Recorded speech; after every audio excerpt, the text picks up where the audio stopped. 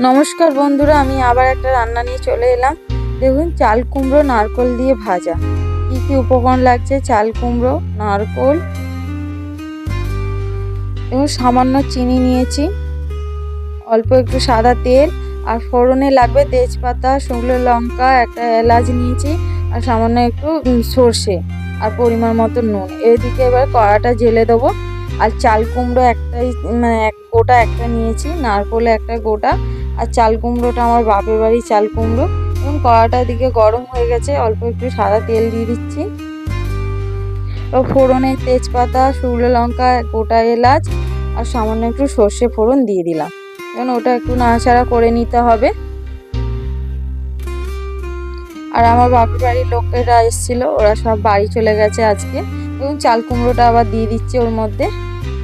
আর এতে কোনো জল কিচ্ছু দিতে লাগবে না, এই নাড়তে নাড়তে সেদ্ধ হয়ে যাবে, কেন এর থেকে একটু সামান্য জল বেরোবে। এখন ভালো করে নাড়াচাড়া করে নিয়ে এবার ঢাকা দিয়ে দিতে হবে, যেহেতু ঢাকা দিয়ে একটু সেদ্ধ করতে হবে। এবার আমি ঢাকা দিয়ে দেবো। এবং ঢাকা দেওয়া হয়ে গেছে, আবার ঢাকনাটা খুলে আবার ভালো করে নাড়াচাড়া করে দিতে হবে। একবার ঢাকনা দিয়ে সেদ্ধ করতে হবে, না হলে ওটা সেদ্ধ হবে না। আর কে কীভাবে চাল কুমড়ো খান অবশ্যই জানাবেন। আর চাল কুমড়ো অনেক রকমের রান্না করা যায়, যেমন এটা পায়েসও করা যায়, যেমন পায়েসে সবই একই উপকরণ থাকবে, শুধু চালটা বাদে, চালের বদলে চাল কুমড়ো থাকবে। এটা ফুলুরি হয়, তালের ফুলুরির মতনই হবে। দেখুন, আবার আমি ঢাকনা খুলে আবার একবার নাড়াচাড়া করে দেবো। দেখুন, অনেকটা মজে গেছে, যেহেতু নুন সামান্য দিয়ে আমি একটু মেখে রেখেছিলাম। আর এতে আরেকটু সামান্য আমি এতে নুন দেবো, বেশি নুন দেবে না, মিষ্টি জিনিস। দেখুন, এইটুকুনি আমি নুন দিচ্ছি। এবং মিষ্টি জিনিস বেশি নুন হয়ে গেলে মিষ্টি স্বাদটা পাবেন না।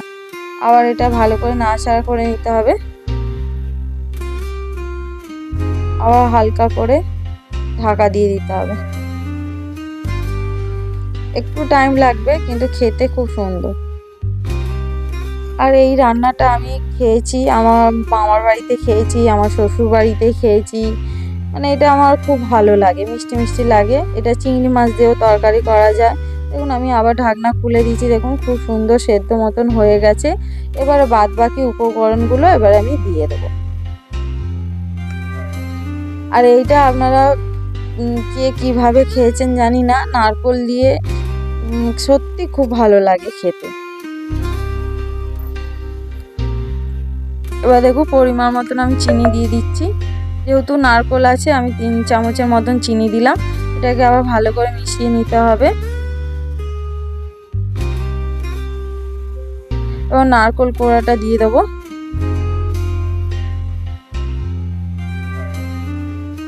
এবার আবার ভালো করে মিশিয়ে নিতে হবে।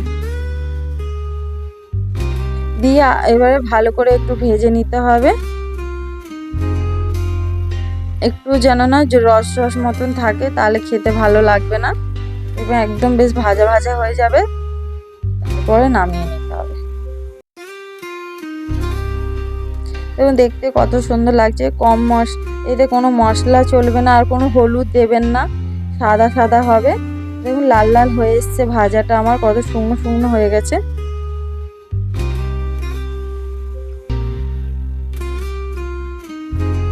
আর 2 মিনিটের মতো নাড়াচাড়া করলে এটা কমপ্লিট হয়ে যাবে।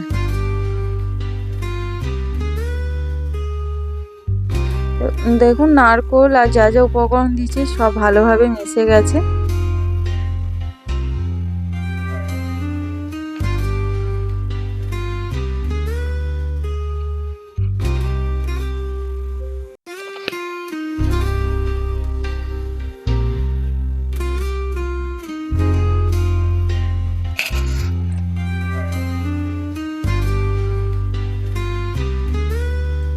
এটা একটু টাইম লাগে,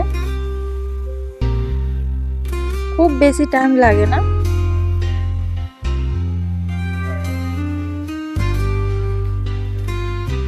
দেখুন, আমার এবার 2 মিনিট কমপ্লিট হয়ে গেছে। এবারে আমি নামিয়ে নেব। দেখুন, নামিয়ে নিচ্ছি। আমার রেডি হয়ে গেল চাল কুমড়ো নারকোল দিয়ে ভাজা।